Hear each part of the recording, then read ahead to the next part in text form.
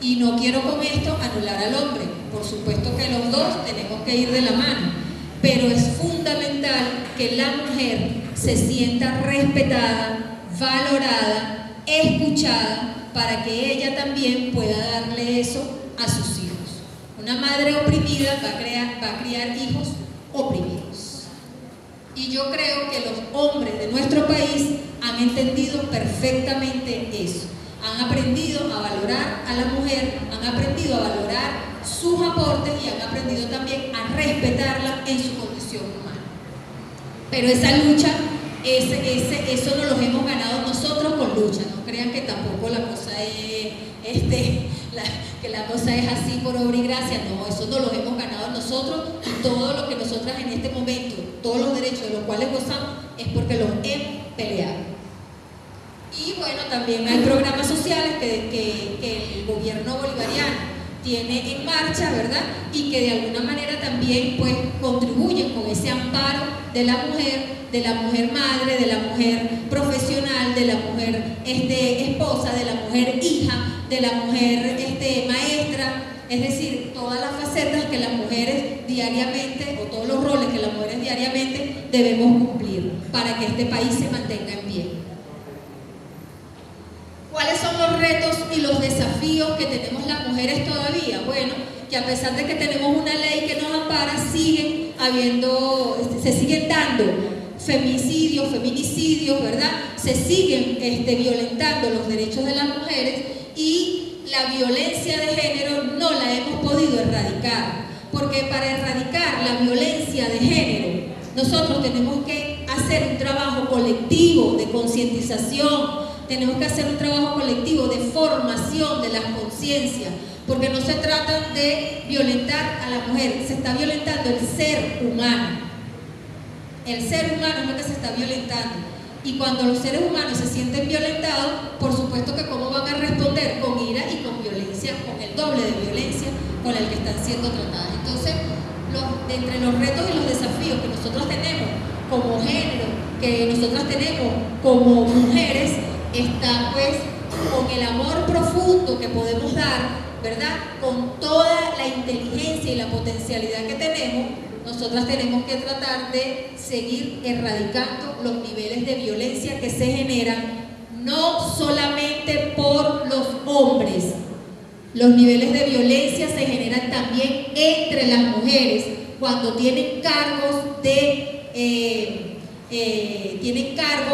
¿verdad? Y entonces ejercen una violencia masculina sobre sus subalternos. Y contra eso nosotros también tenemos que luchar, porque lo que nos tiene que ligar a nosotras es la sororidad y el respeto a la otra mujer como ser humano.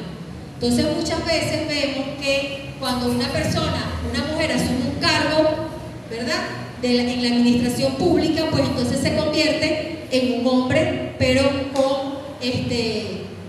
con todas las características, con cuerpo de mujer, pero con pensamiento patriarcal, masculino. Y contra eso también nosotras tenemos que luchar. El respeto entre nosotras tiene que ser lo que impere en todas las relaciones laborales, en todos los espacios de trabajo, en todos los espacios educativos.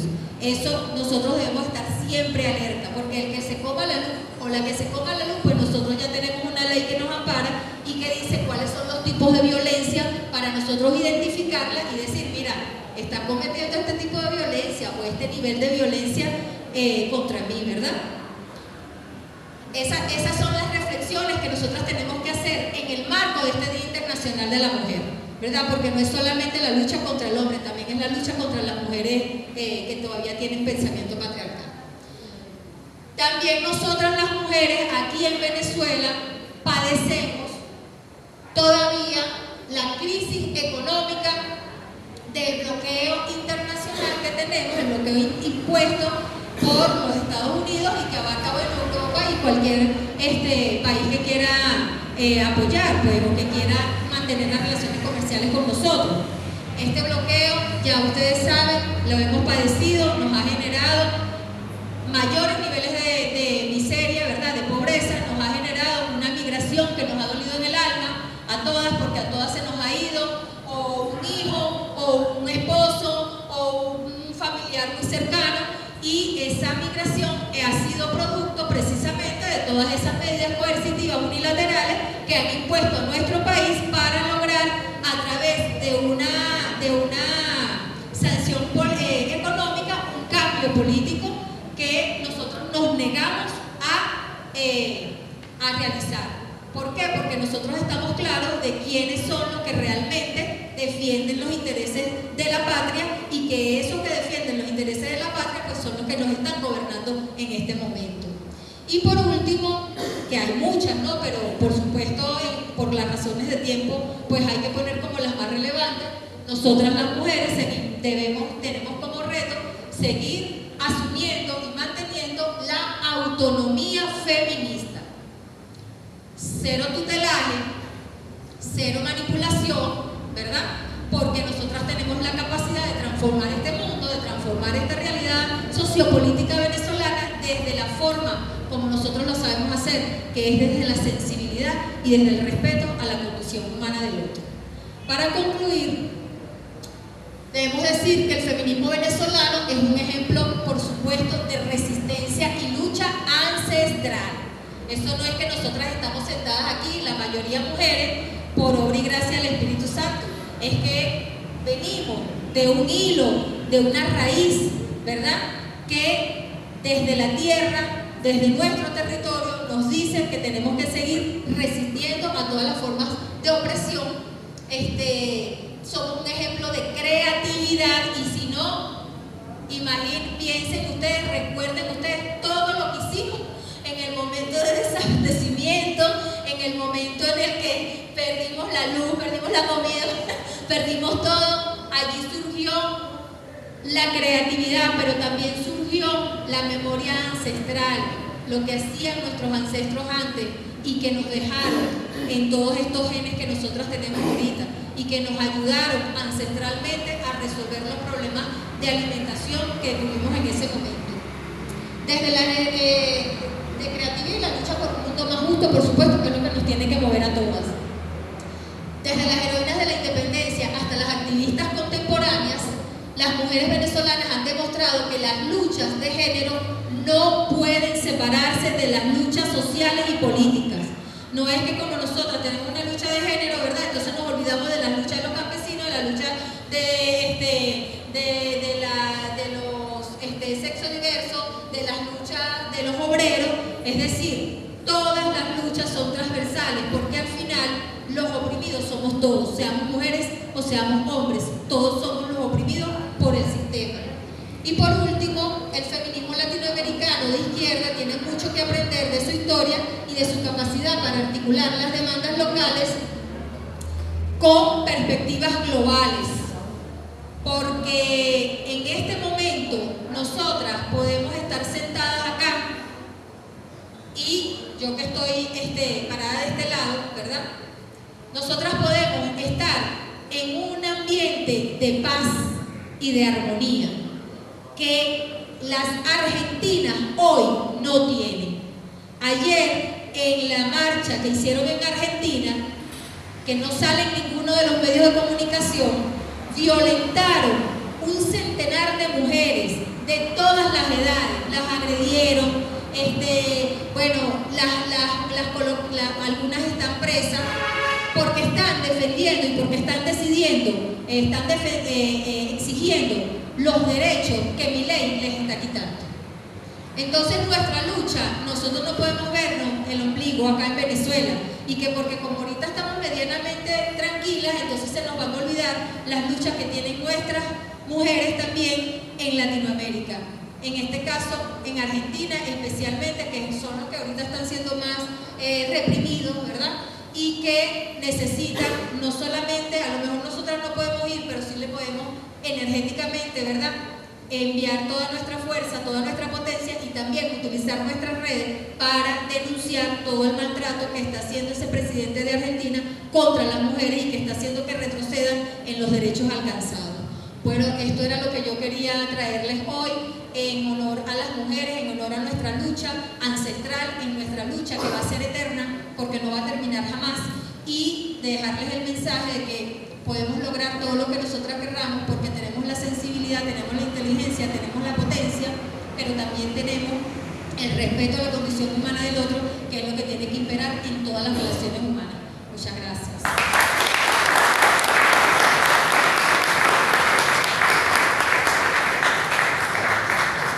Vamos a darle la bienvenida a la profesora Etilvia Jiménez, que además debo informar que se va a incorporar, se está incorporando a nuestro equipo del Centro Nacional de Estudios Históricos, a la gerencia de Formación Histórica, Programas y Políticas Universitarias, y que va a tener la responsabilidad directa de la Unidad de Políticas Universitarias en la gerencia. Bienvenida, profesora, a su casa.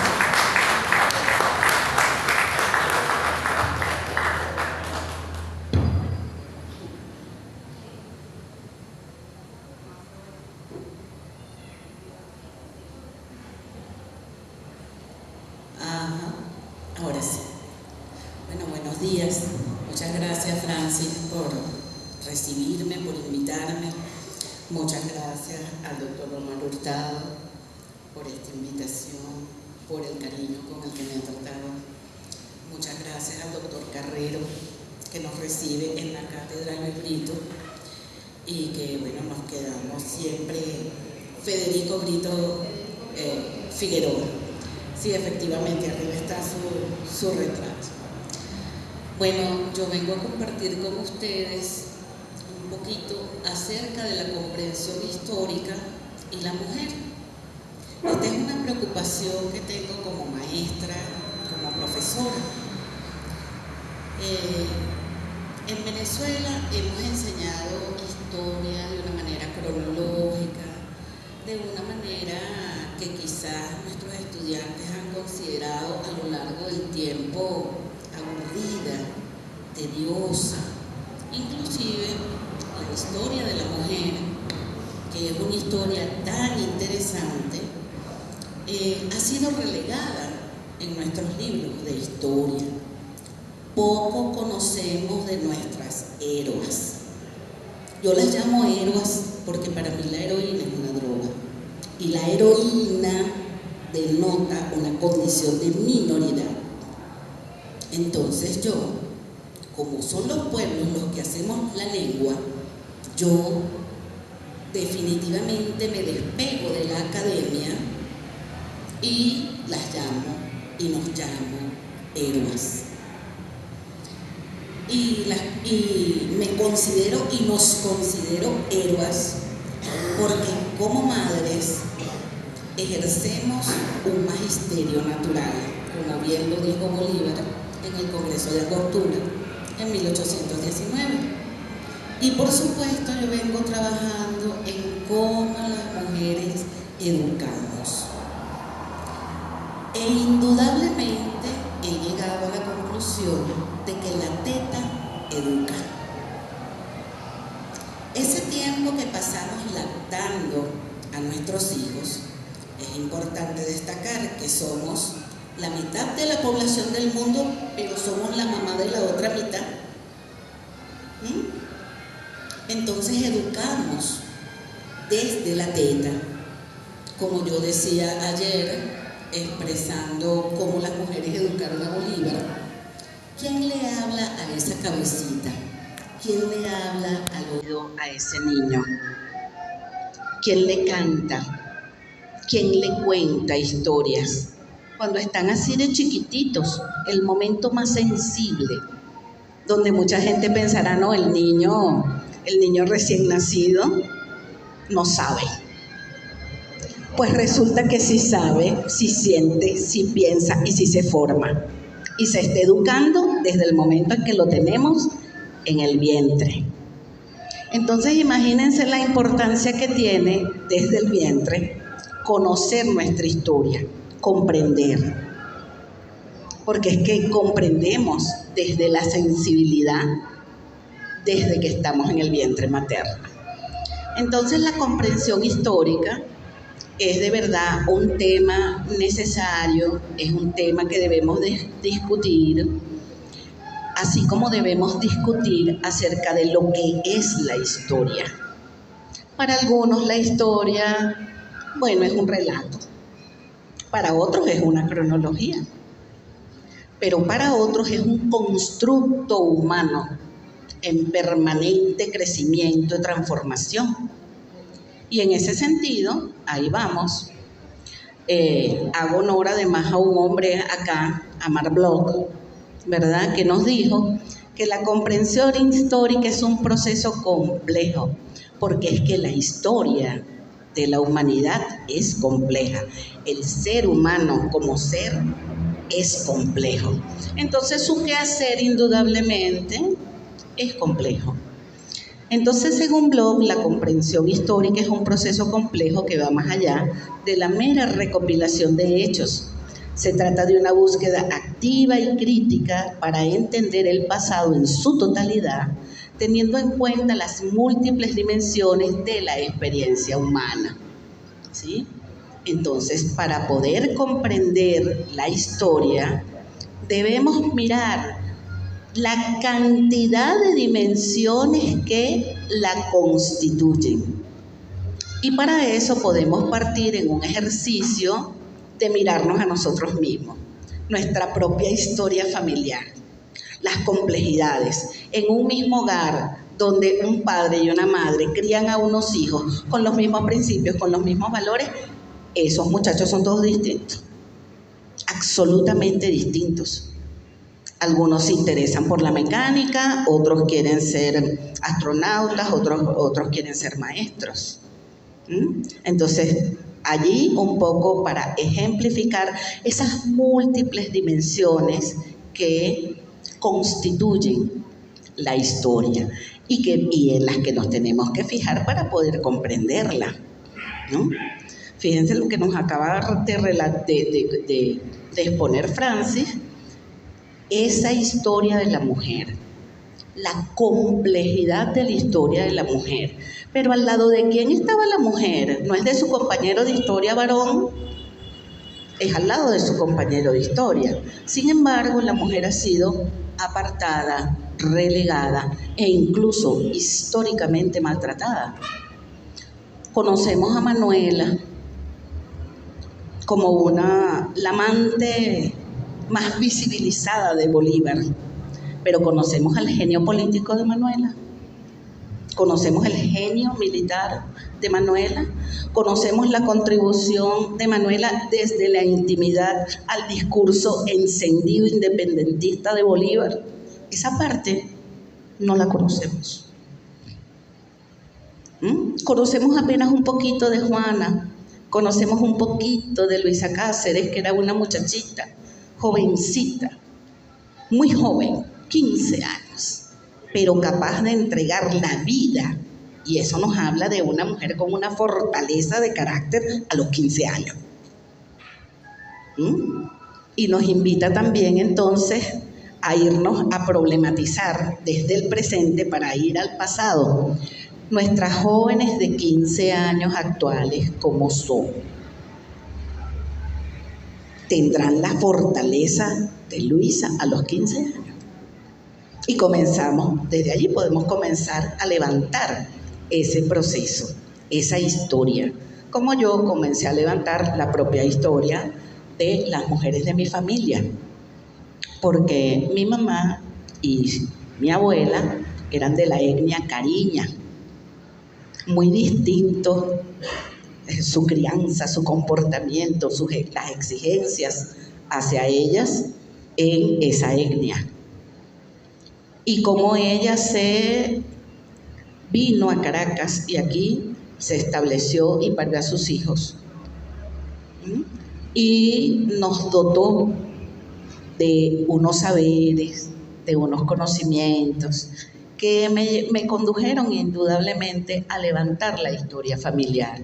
Y con la historia familiar, la historia de las mujeres cariñas, mujeres sufridas que desconocemos mayoritariamente. Bien, entonces aquí apunté algunas claves sobre la comprensión histórica. La primera, el ser humano en el tiempo. Siguiendo a Marc Bloch, él define la historia como la ciencia de los hombres en el tiempo. ¿Sí?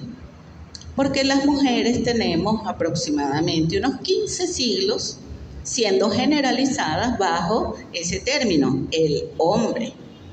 Muchos todavía consideran ridículo que nosotras exijamos que se nos visibilice, ¿sí?, en todas partes, llamándonos nosotras, ellas, las mujeres, ¿sí? Porque estamos agotadas de ser incluidas, supuestamente incluidas bajo el término hombre. Esto significa, ¿verdad? Esto de la ciencia de los hombres significa que la historiadora o el historiador no solo se preocupa por los eventos del pasado, sino que también por las personas, los que vivieron y cómo esos eventos los afectaron. No es solo el evento, es la persona. ¿Quién hace el evento? La persona. ¿Quién lo sufre? ¿Quién lo vive? ¿Quién construye? El ser humano. Para Bloch, el objeto de estudio de la historia, esto lo coloco yo, es el ser humano, no es el hombre, ¿sí?, sino el ser humano, hombres y mujeres, mujeres y hombres, de todas las edades y en todos sus momentos. Luego tenemos la importancia del contexto. Bloch enfatiza la necesidad de comprender los eventos históricos en su contexto social, económico y cultural. Esto implica analizar las múltiples causas y consecuencias de los eventos, de los acontecimientos, así como las mentalidades y valores de las personas involucradas. En este aspecto, en la importancia del contexto, vemos cómo la historia se torna multidisciplinar, ¿sí?, hecha a mano de la sociología, hecha a mano de la geografía, ¿sí? Para poder construir contexto necesitamos también del auxilio de otras disciplinas y de otras ciencias. Luego tenemos el papel de la historiadora o el historiador. Marc Bloch considera al historiador, a la historiadora, como investigador activo que debe formular preguntas, analizar críticamente la fuente y buscar patrones y conexiones. Esta es una historia que no se queda en el documento, sino que efectivamente extiende sus brazos al ser humano. Porque muchas veces decimos, bueno, el documento dice esto, pero nosotros no podemos tratar el documento histórico aislado. Ese documento se dio en un contexto, lo hicieron unas personas, ¿sí? Y esas personas estaban pasando, atravesando situaciones, cómo era el momento político, quién gobernaba, cómo se gobernaba, cuál era el tipo de gobierno. Dominaba la pobreza, cómo era lo económico. Eso es importante cuando vamos a analizar un documento histórico. Y por supuesto, el hecho que nosotros demos contexto nos invita a conocer las mentalidades de la época. ¿Cómo era la mentalidad del venezolano entre 1912 y 1936? ¿No? ¿Sí? ¿A qué se apegaba?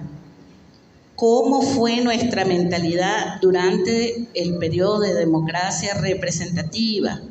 ¿Cómo está siendo, cómo es nuestra mentalidad en este intento constructivo de otro modo de ser y de qué hacer en Venezuela? ¿Vamos hacia el socialismo o no vamos? El socialismo del siglo XXI, eso genera una mentalidad que se diferencia de todas las anteriores que hemos tenido los venezolanos.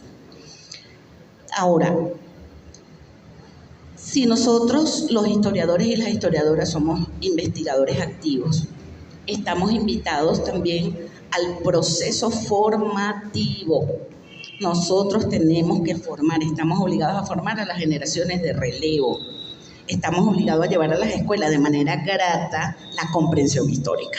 No la historia, sino la comprensión histórica, que los niños, que las niñas comprendan que están viviendo un momento histórico. Y desde su momento histórico, entonces poder llevarlos hacia atrás regresivamente en el tiempo a comprender los eventos que permiten que ellos tengan la escuela que tienen, que tengan a la maestra allí, que su papá y su mamá vayan y trabajen, que puedan resolver las necesidades del hogar. Pero el niño tenemos que enseñarle a pensar situado, porque la comprensión histórica comienza por ese pensar situado. Estoy aquí ahora. ¿Por qué estoy aquí y ahora? Porque hubo un montón de mujeres detrás de mí que colocaron su hombro para que yo montara mi pie allí, fuese a la universidad y pudiese pararme aquí a conversar con ustedes. Entonces, esa lucha, visibilizar esa lucha de las mujeres en particular, tiene que ver con la comprensión histórica y ese pensar situado necesario que nos permite regresivamente reconstruir los pasos históricos que nos condujeron a este hoy donde las mujeres vamos a la universidad, participamos políticamente, nos podemos postular a cargos de elección, algunas llegan efectivamente a altos cargos. Siguen siendo las mujeres en altos cargos minoría.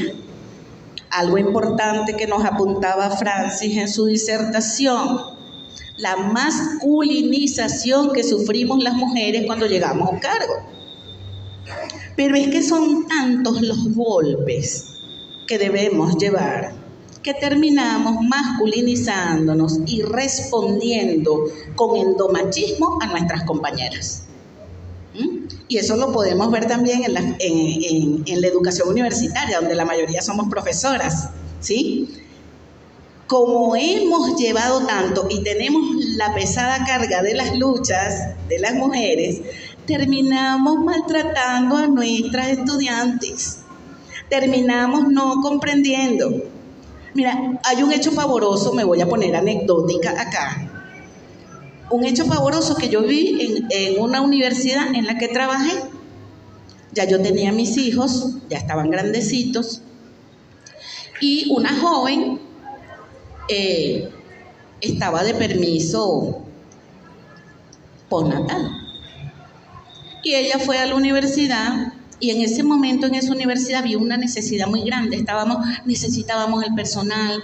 Y bueno, y ella aparece. Y la rectora de la universidad le dice: ¿y cuándo te reincorporas? Bueno, profesora, me faltan yo no sé cuántos meses. Y ella le dice: tú tienes que decidir si vas a cuidar al muchacho, te vas a venir a trabajar porque yo te necesito aquí. Además de eso, le dijo: mi opción fue no parir. Entonces yo intervine y le dije: bueno, esa fue tu opción, la de ella fue tener su familia. Entonces fíjate tú lo irrespetuoso, ¿no?, que podemos ser las mujeres cuando llegamos a un cargo. Pero ¿qué pasa en nuestra mentalidad? Somos producto de una sociedad asignada por el patriarcado. Somos hijas del patriarcado. Y tenemos que comenzar en ese pensar situado a comprender esa historia de dominación del patriarcado y de su expresión más común, que es el machismo. Y sufrimos endomachismo. ¿Cómo criamos a los varones? La mayoría de las mujeres decimos: recojan sus pollas, porque yo suelto mi pollo, yo suelto mi gallo. ¿Es eso justo? ¿Es eso lo adecuado? ¿Es eso lo correcto? Es incorrecto para ese muchacho que está naciendo a la vida. Es injusto, porque el hombre también sufre producto de la discriminación hacia la mujer. Porque el hombre es visto como un proveedor. Imagínate tú la tensión que tiene que pasar un señor que se le dice: usted tiene que proveer, usted tiene que mantener. Usted tiene que educar, usted es el amo de la familia. Oye, esa es una tremenda responsabilidad sobre los hombros. Nunca se les dice que es una responsabilidad compartida, sino que no, usted es el proveedor. Usted es el proveedor. Usted es el que manda, usted es el que dice. Y resulta que en los hogares bien sabemos que esa carga es distribuida y que la última palabra siempre debe ser y será sí, mi amor. Eso debe quedarnos claro. Bien, entonces continuemos ya saliendo un poco de la anécdota. Abogamos entonces por un enfoque multidisciplinario y crítico, argumentando que la historia debe ser una combinación de análisis riguroso y empatía con las personas y eventos del pasado. ¿Sí? Nosotros problematizamos nuestro hoy, cómo estamos las mujeres hoy, cuáles son los logros, y entonces tenemos que ir al reconocimiento de las luchas, de esas otras, de las que tendieron esa escalera para que nosotros llegásemos hasta este escalón más o menos descansada. Pero la lucha continúa, ¿sí? Y la lucha no es mujeres contra mujeres, ni hombres contra mujeres, ni mujeres contra hombres. No, la lucha es de clase, clase contra clase. Esa sí es la lucha. No es sexo contra sexo. No son roles, no es género contra género. No, la lucha es de clases. Bien, entonces tenemos también lo que sería, no, todavía estoy en la otra lámina. Marc Bloch nos permite hacer una crítica a la historia tradicional, que ya ustedes ven que la vengo haciendo, ¿verdad? Que se centra en los grandes hombres y los eventos políticos. En cambio, Marc Bloch aboga por una historia que incluya a todas las personas y que explore todos los aspectos de la vida humana.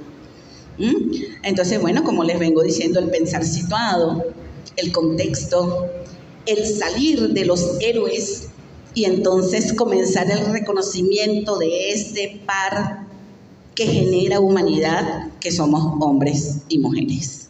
O sea, ese es un par biológico, ese es un par teórico, ese es un par epistemológico, ese es un par axiológico, ¿sí?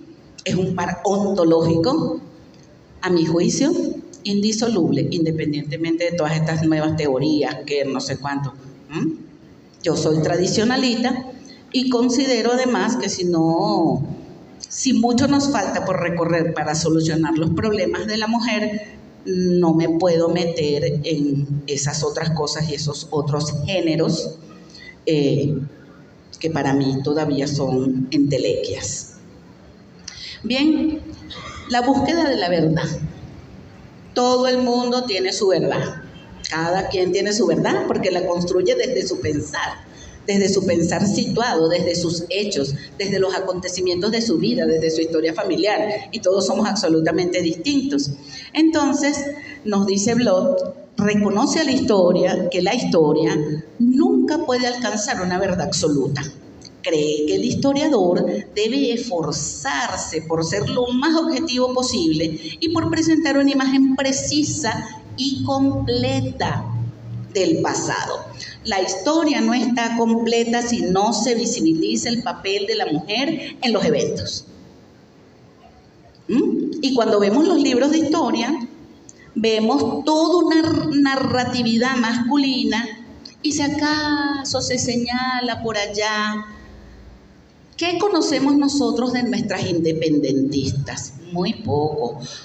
¿Cuánto conocemos nosotras de esas mujeres combatientes en los ejércitos libertadores?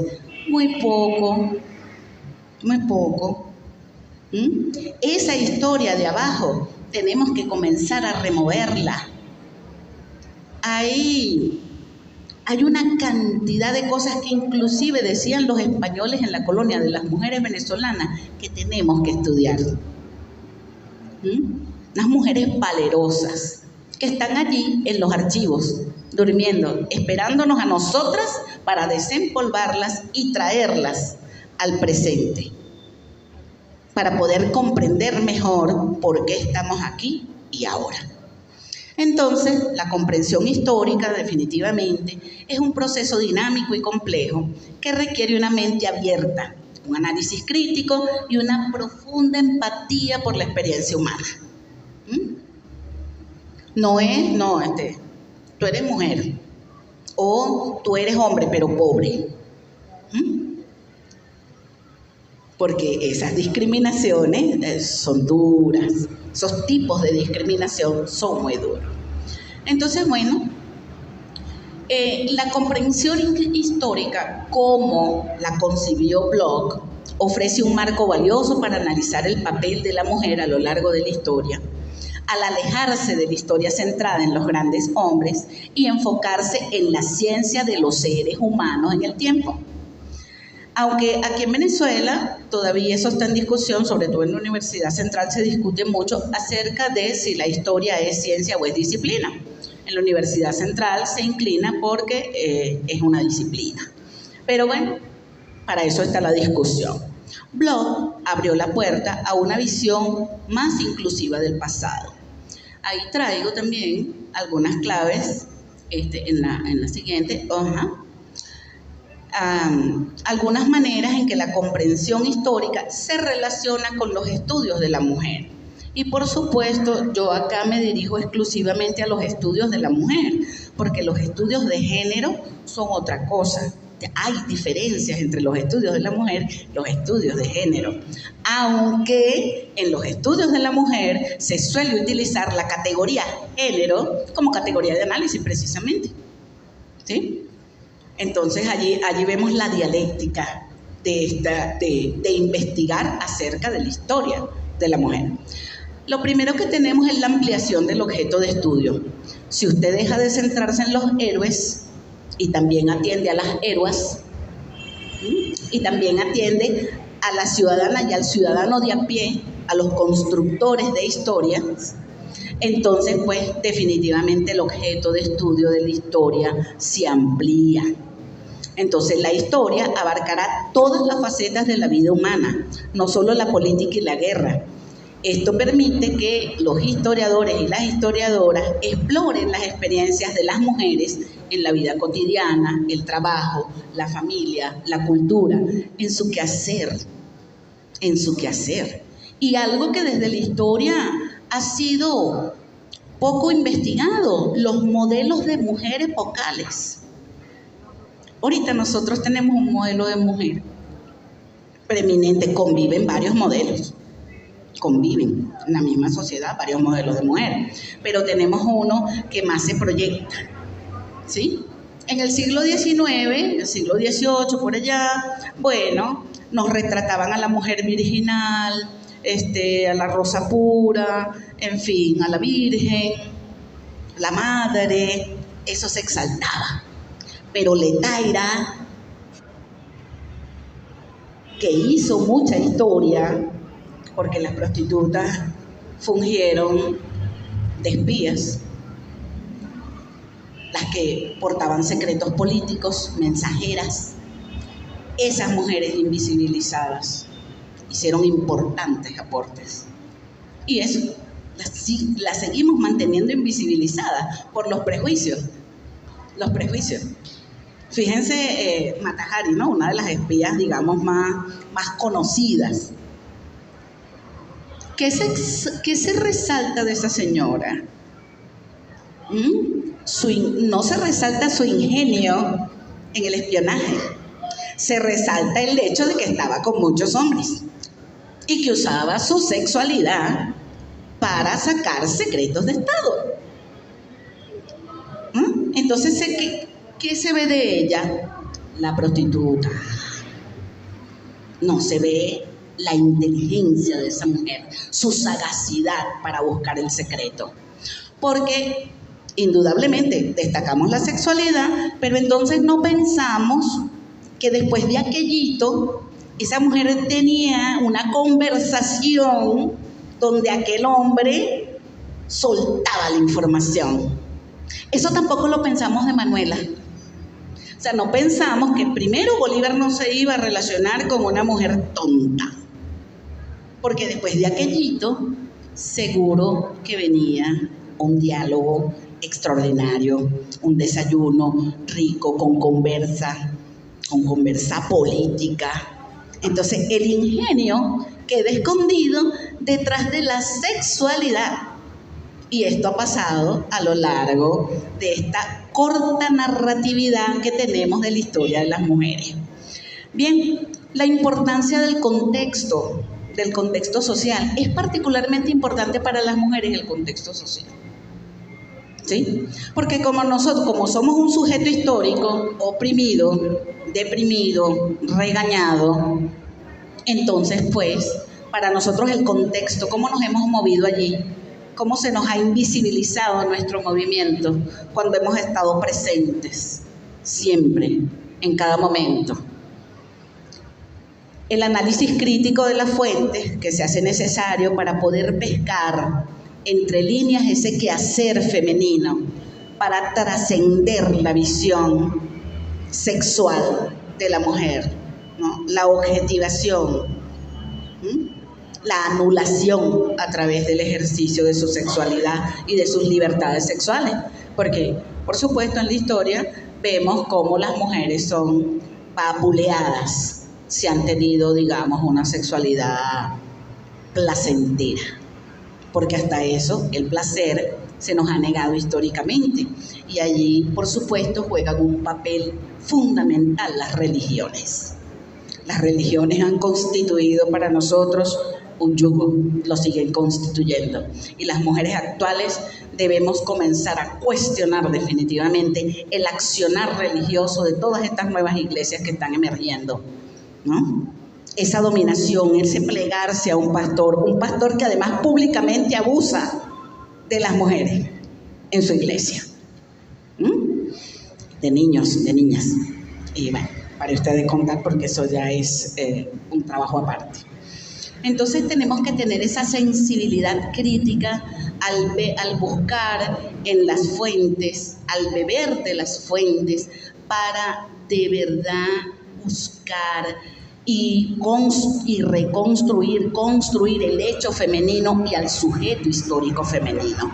Porque está muy hecho, está muy definido el sujeto histórico, pero el sujeto histórico femenino tenemos nosotras que comenzar a estudiar para efectivamente construirlo, para darle cuerpo teórico. Y para eso necesitamos trabajar con mucha seriedad, con mucha visión crítica y pidiendo el concurso de los varones. Porque es que nosotros somos un par indisoluble y tenemos que recomenzar a mirarnos como ese par indisoluble y necesario. Y bueno, sin duda alguna, si abordamos a la mujer tendremos una historia más completa. Una historia que incluya a todos los seres humanos, que es esencial para corregir la invisibilidad, no solo de las mujeres en el relato histórico, sino de los pobres, los desposeídos, los descalzos, pero los que lucharon nuestras batallas. Lucharon nuestras batallas y permiten que estemos aquí ahora. Entonces, lo que nos plantea Bloch, con su enfoque de totalidad de la experiencia humana y su énfasis en el contexto y el análisis crítico, ha sido fundamental y nos ha dado pie para desarrollar la historia de la mujer, para ir por ella. Incluso yo he pensado con mis estudiantes comenzar a hacer la reconstrucción histórica familiar desde la crónica. Que levanten su crónica familiar, la crónica de su mamá, la crónica de la abuela, la crónica de la tía, la crónica. Por lo menos yo sé que mis sobrinas somos una familia femenina, muchas mujeres en la familia, pocos varones.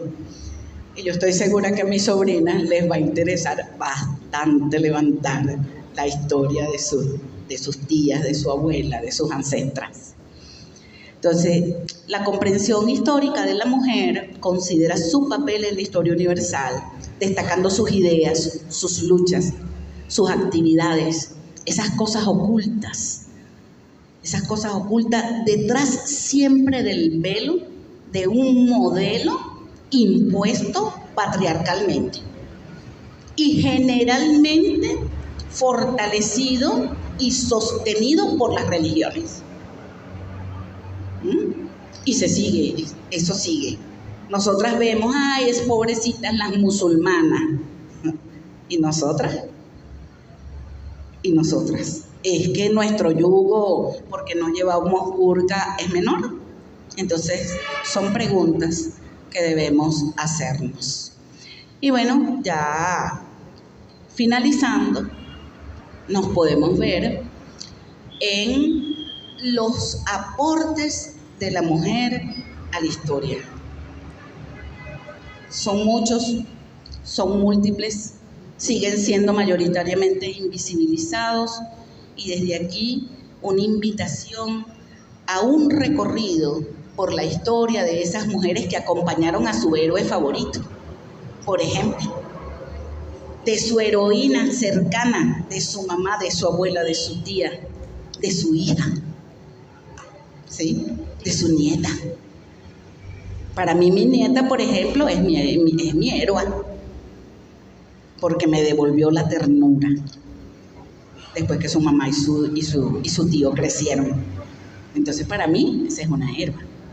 Y, por supuesto, dejo abierta la invitación para que revisemos los enfoques dentro de la historia, dentro de la narratividad histórica de las mujeres. Nosotros tenemos, aparte del feminismo, del enfoque de género, tenemos también que buscar nuevos horizontes teóricos que permitan efectivamente dar cuenta de la historia de las mujeres. Eso es indispensable. Entonces mi invitación es al trabajo continuo, al quehacer, a la investigación, que es lo único que permitirá que la mujer en la historia sea reconocida y sea comprendida en sus múltiples facetas. Entonces, bueno, agradecida de que me hayan escuchado por tan largo rato y, bueno, quedó de ustedes. Gracias.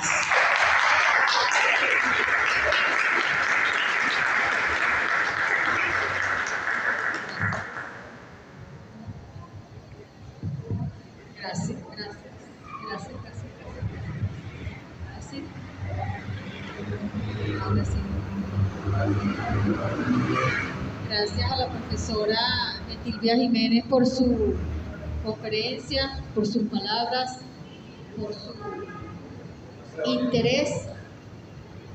interés en este tema tan importante que es la comprensión de la historia de la mujer. Son procesos que van más allá siempre y que de alguna manera pues nos dan otra perspectiva de lo que es el estudio de la mujer. Profe, venga, quédese aquí con nosotras. Quédese aquí. Quiero darle la bienvenida a la profesora María Daza, María de Jesús Daza, que es una de las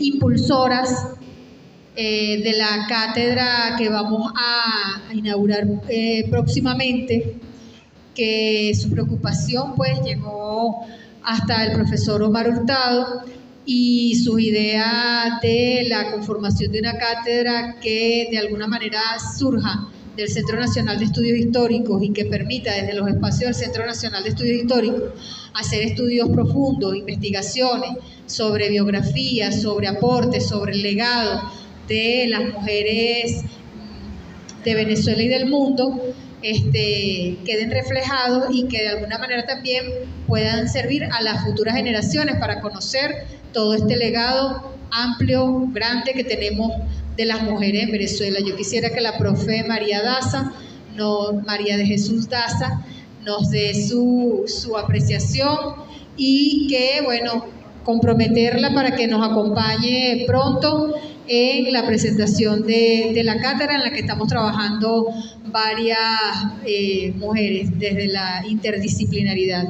Antes de darle la palabra, también quiero darle la bienvenida a la profesora Mibrick también, que nos está acompañando acá, a la profesora Aura Rojas, historiadora también que nos acompaña en el Centro Nacional de Estudios Históricos.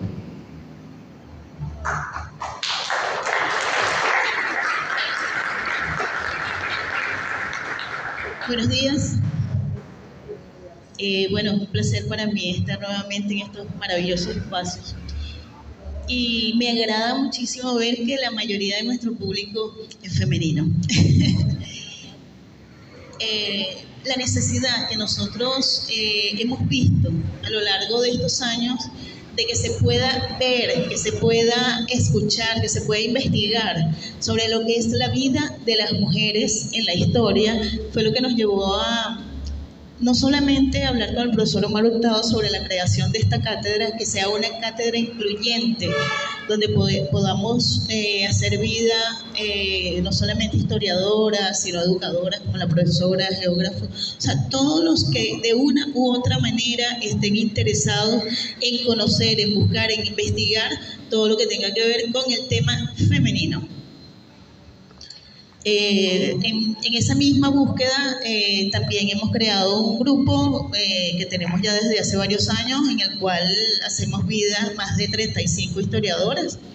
Y allí compartimos todo lo que es nuestro trabajo continuo, casi todas profesoras universitarias, investigadoras en centros especializados, pero sobre todo casi todas mujeres comprometidas.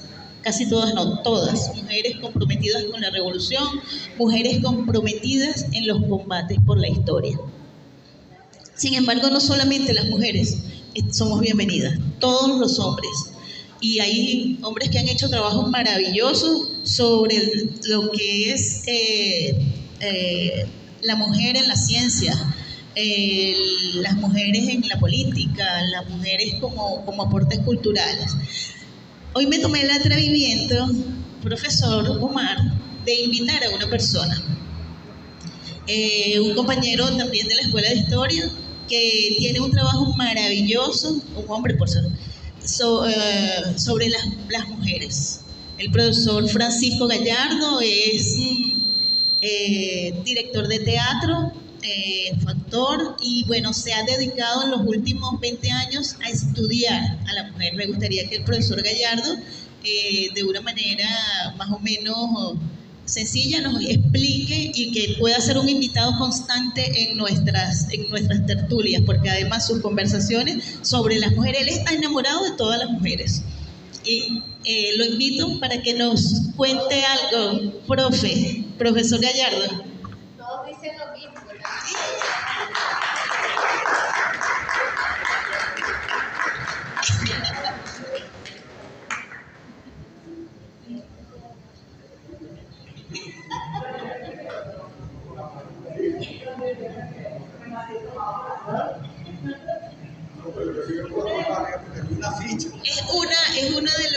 Es una de las personas que yo conozco que sabe más de la historia de las mujeres a nivel internacional y nacional. Cada vez que hablamos sobre el tema, bueno, me cuenta historias maravillosas. No me dan un chancecito, si quiero mirar, vaya a buscar una ficha. Bueno, pero también queremos resaltar que, fíjense, esto es un espacio de mujeres donde siempre le vamos a dar cabida a los hombres, y eso es lo que tienen que aprender los hombres, que cuando hagan sus actividades, siempre tienen que estar también las mujeres. Bueno, buenos días o buenas tardes, no sé qué hora es. Me sorprendió esto, indudablemente. Me alegra este tipo de actividades que se estén haciendo en favor a la mujer, en tomar en cuenta una serie de detalles que están pendientes por cumplir, ¿verdad? Y estaba recordando en este momento ahí, precisamente sentado, oyendo a la profesora, la madre de Máximo Gorki. Ahí está un hecho ejemplar. En este momento también estaba recordando a la ilustre y extraordinaria mujer venezolana, ya no está con nosotros hace tiempo, Carmen Clemente Travieso, periodista venezolana, autodidacta. Creo que fue la primera mujer titulada por la Universidad Central de Venezuela como autodidacta. Era reportera, gran amiga de un amigo mío y profesor mío, César Rengifo, uno de los artistas más completos que hasta este momento yo, Francisco Gallardo, lo considero que ha sido el artista más completo que hemos tenido, o que tenemos, mejor dicho. Dramaturgo, artista plástico, poeta, director de teatro, profesor, político, y no sé, y algo más, no pudo ser músico. Cuando le hicieron la prueba de oído, le dijeron: maestro, joven, usted no toca ni puertas. Por eso no fue músico.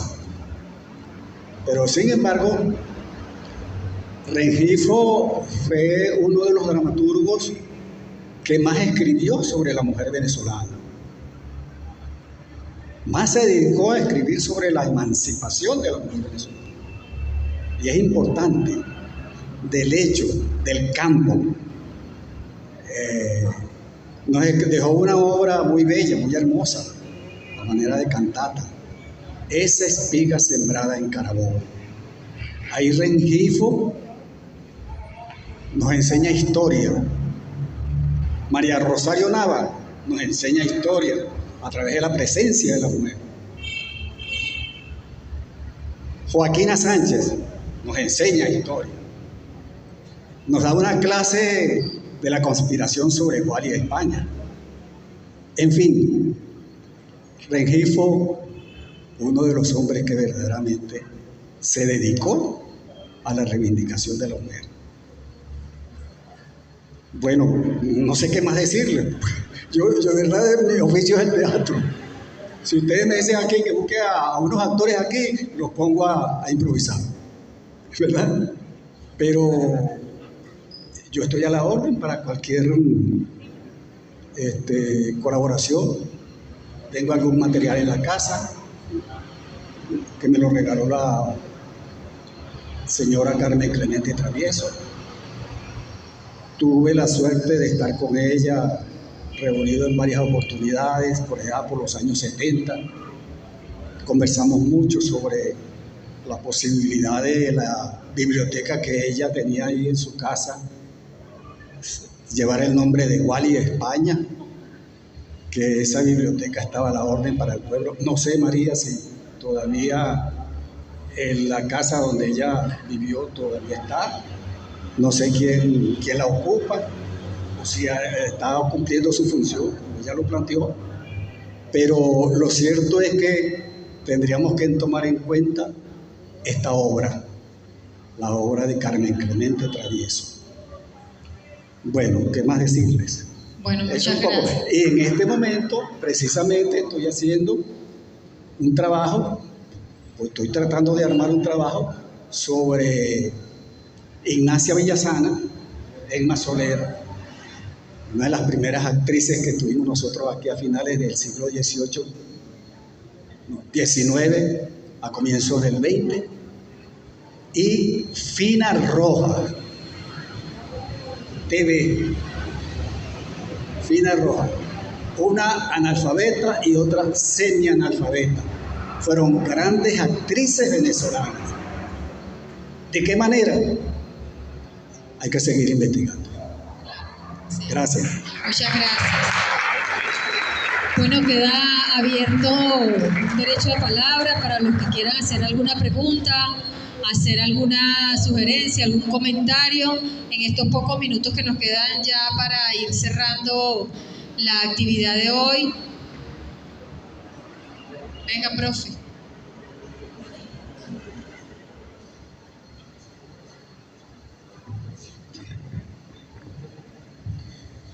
Muy buenos días, mi nombre es Jesús Peña, agradeciendo a las compañeras que han disertado en esta interesante mañana, en este interesante evento que, bueno, está siendo de vanguardia entre la institucionalidad venezolana y entre la institucionalidad historiográfica. Felicito a María de Jesús por la iniciativa y a las profesoras que estén en la iniciativa de la Cátedra de Estudios la mujer, los estudios feministas. Yo confieso abiertamente que como profesional, como historiador, como politólogo, el tema como línea de investigación no me ha interesado más. No por eso he dejado de apoyar o de mostrar interés en colaborar con las personas que sí. Reflexionando con las ponencias que han hecho las compañeras y con el momento actual, estamos en camino a una reforma constitucional, de que esta cátedra pueda hacer algunos aportes, tanto en lo histórico como en la lucha actual, a la reforma constitucional, para que el tema de la lucha de la mujer en la Constitución tenga una proyección moderna, actualizada. Actualizada porque, si bien la profesora afirmó, como la semana anterior también lo hizo nuestra diputada, que Chávez se declaró feminista y que nuestra Constitución tiene aportes al feminismo como no lo tiene ninguna otra constitución en América Latina, en el mundo. Bueno, reforzar todo esto a partir de esta reforma constitucional. Tenemos una cátedra, tenemos todo un movimiento que aquí encabezan las compañeras, los compañeros también, ¿verdad?, en que pueden realizar algunos aportes a la discusión del papel de este tema en la Constitución, en lo que es la reforma. Otra cosita que quería decir: soy enemigo de encadenarme, ojo, y de hacer otra ponencia. Pero sí, la profesora Etilvia señaló algo que dijo Bolívar en el Congreso de Angostura en 1819, referido al papel de la mujer, para que el Congreso lo tomara en cuenta. Pero también, como lo fue el tema de la mujer, y como lo fue el tema de la esclavitud y el tema de los indígenas y de los indios, no fueron tomados en cuenta y quedó, como decir, la propuesta al aire del Libertador. En la Constitución de 1819, en la de 1821 y por consiguiente las demás constituciones donde sí he realizado mis estudios, pues el voto censitario, en el cual es cuando se restringe el derecho a votar y ser votado, es decir, desde 1810, desde el 19 de abril, desde el 5 de julio de 1811, y no es sino hasta el año de 1946, el año 1945-46, cuando la mujer puede votar, participar y ser votada. Es decir, que en 1945 es que se escogen las primeras constituyentes mujeres, que creo que fueron 12, 13, por allí. Y de allí en adelante pues ha sido un camino histórico, ¿verdad? Porque a pesar del derecho al voto, de la participación, la democracia representativa no le dio tampoco el papel y la relevancia que se le ha dado desde la Constitución de 1999. Entonces, bueno, quería agregar esas cosas, felicitar nuevamente a mi profesora, profesor Omar Hurtado, también por haberse unido a la idea de esta cátedra, y bueno, éxitos para todos en lo que resta del camino. Muchas gracias. Gracias al profesor Jesús Peña.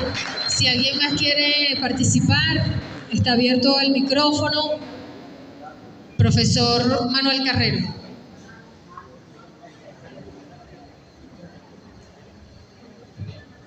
Saludos a todos. Nada más quiero dos datos. Una, la profesora Tilde. El año pasado me tocó hacer en otra parte complemento. Para entonces el libro azul de la ONU señalaba más, es decir, ya las 3/4 partes de los países del mundo, la población femenina era superior a la masculina. Y las proyecciones eran de un avance tremendo. Era el 53 punto infracción de mujeres respecto a los hombres. A estas alturas ya ese libro tiene ya las cuentas hechas de lo que fue el año 24. Ese es un dato. Y el otro es que, miren, el mundo que estamos viendo y que se está desencuadernando, este mundo que todos estamos viendo ahí, que todos los días vemos en las redes, en la poca prensa de papel que hay, en los programas de noticias, este mundo que se está desmoronando se armó hace unos 200 y pico de años, cuando la Ilustración rompió de alguna manera con los viejos pensamientos cavernarios del mundo medieval. Y entonces vino la Revolución Francesa y empezó un camino que nos llevó a esto que se llama la modernidad y la posmodernidad. Es decir, se creyó que mientras el ser humano razonara más feliz iba a ser.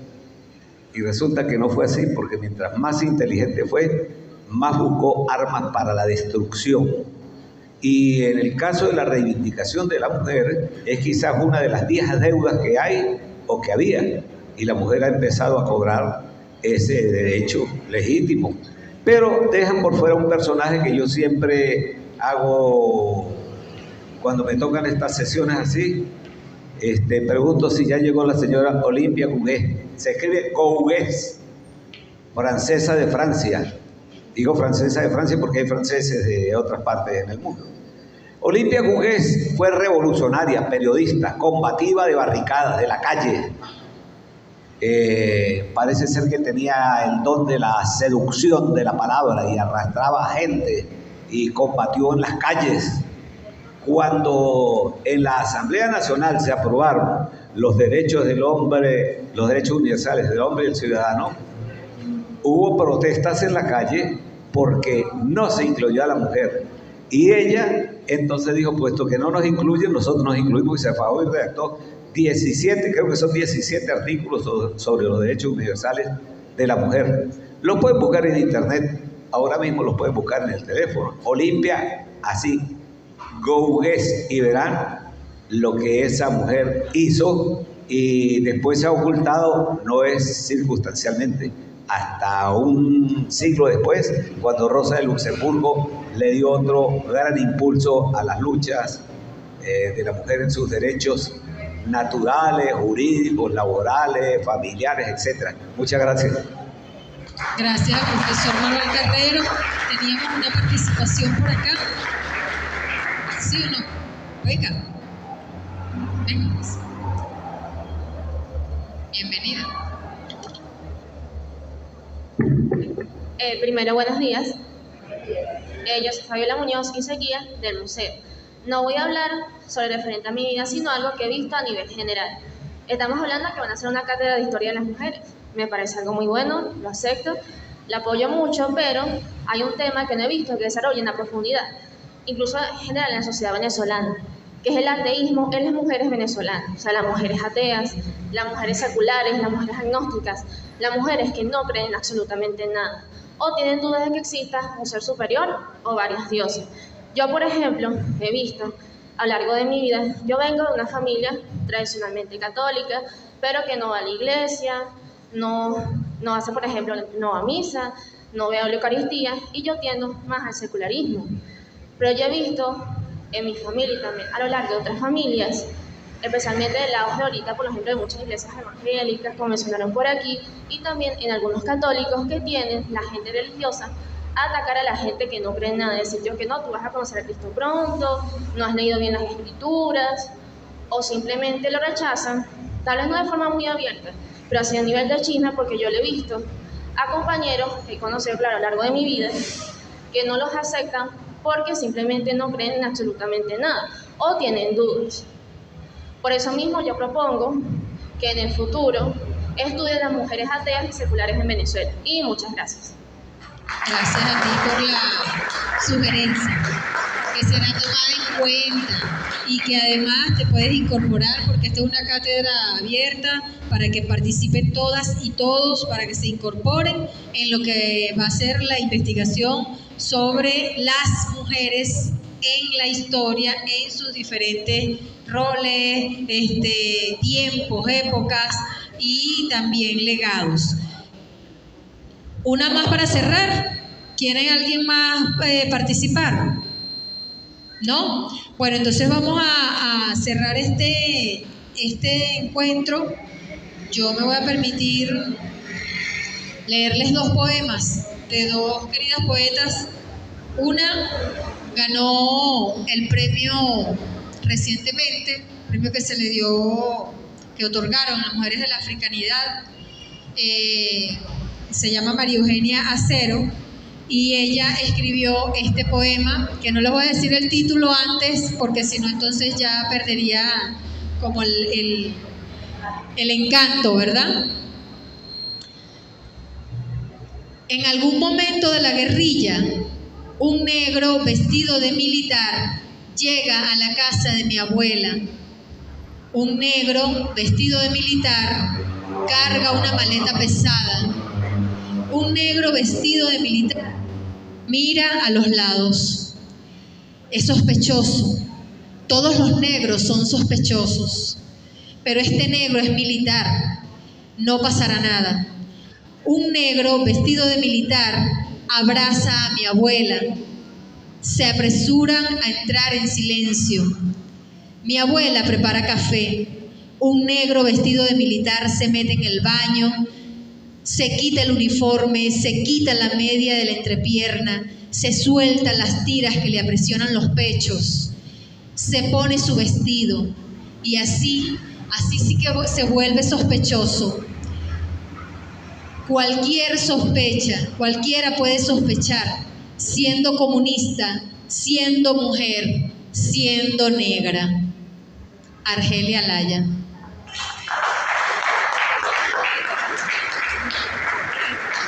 Y voy a leer otro poema de una joven universitaria de la Universidad Bolivariana de Venezuela, que el día sábado nos regaló este poema. Déjenme buscarlo acá.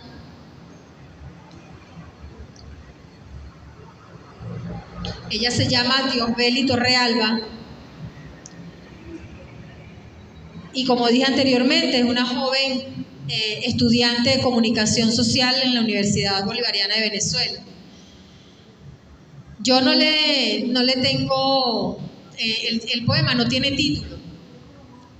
Yo he tratado de ponerle alguno. Vamos a ver si alguno le pone título acá. Aquí ya no existe el machismo. En este hoy de leyes igualitarias, las mujeres vamos ganando. Tenemos una ley para nosotras solitas. Ya ni nos pueden tocar y por eso nos aprovechamos. En este hoy ya no tenemos que conformarnos con transitar en la avenida principal a la luz del día. La calle es un derecho asexual y de libre genitalidad. Aquí ya no nos preguntan si tenemos novios para aceptar o no. Ahora, cuando decimos que no, no es porque nos estamos haciendo las duras. Ya no nos lanzan halagos pesados de coqueteo sobre nuestras tetas, porque en realidad siempre fue la más refinada caballerosidad y confirma que sí somos vistas.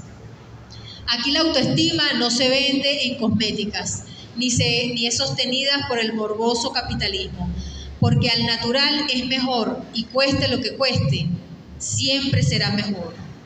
En este hoy no nos preguntan por qué nos descuidamos tanto, si engordamos o envejecemos, porque es bien sabido que la gente cambia y que las mujeres, por más que solo parezcamos un objeto sexual o domesticado, también somos gente. Ya no tenemos que parecer inteligentes, ahora basta con que lo seamos. Y si eres una ignorante, no es porque seas mujer, sino porque además eres pobre o negra o fea.